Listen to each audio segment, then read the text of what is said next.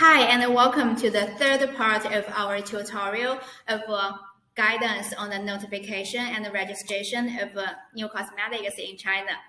And the third part is about the question, is it a new cosmetic ingredient in China? And this is the question that you have to ask yourself before application. Let's dive into it. Well, before we answer this question, there are two things that you need to know. The first is the definition of new cosmetic ingredients.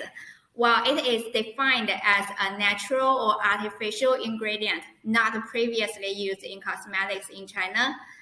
And another thing that you need to know is IECIC list. While it is the acronym of Inventory of Existing Cosmetic Ingredients of China. Well, I believe this name says everything.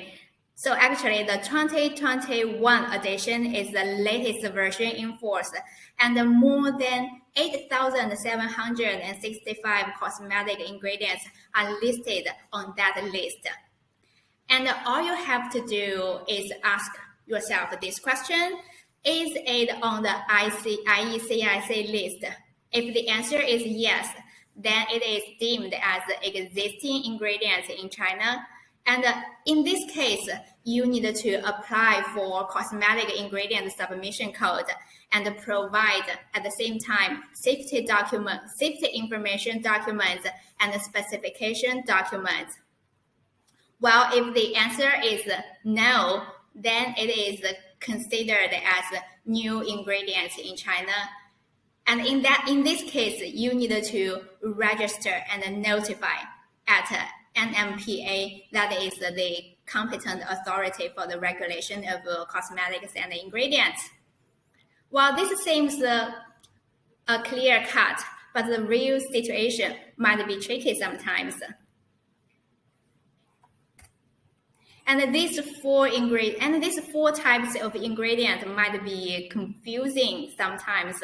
So I'm going to clarify this for you. Well, the first one is collagen type 1. Well, actually, it falls into the scope of collagen, and collagen is already listed on IECIC list. So it is not a new ingredient in China. And the second one is the Panax ginseng juice.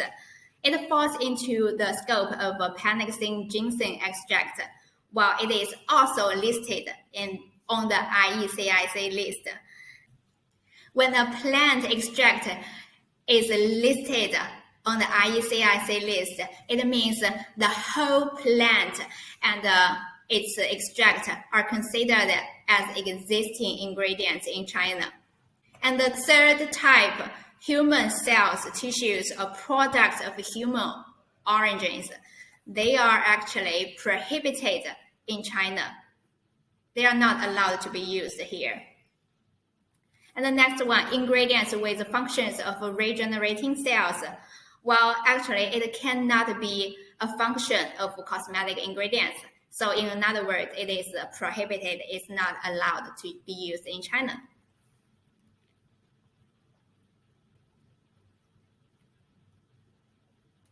So there's another two situations that you might feel confused about whether your ingredient is a new one or not.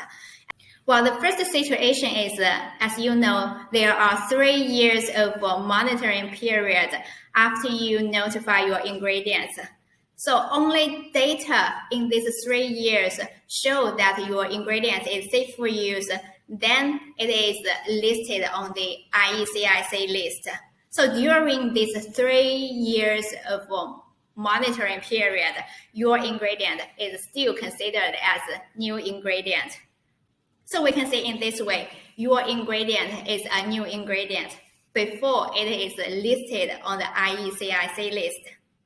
And the second situation is, well, it's quite often that one ingredient has different functions. So if you apply a new function of an ingredient, it can be considered as a new ingredient. Well, let's take NMN, for example. You can see here in the website, the official website, there are 4 notifications for this one ingredient. M, and N. And actually, they are of different functions. So we can, in this way, if you apply for a new function of an existing ingredient, then your ingredient is considered as new ingredient. I hope this video cleared some clouds on your confusion of whether your ingredient is a new ingredient or not in China. Please feel free to leave comments and any questions below. I'll get back to you as soon as possible. If you want to know how to apply for a new ingredient in China, please go to my next video. Thank you so much for tuning in. I'll see you next time.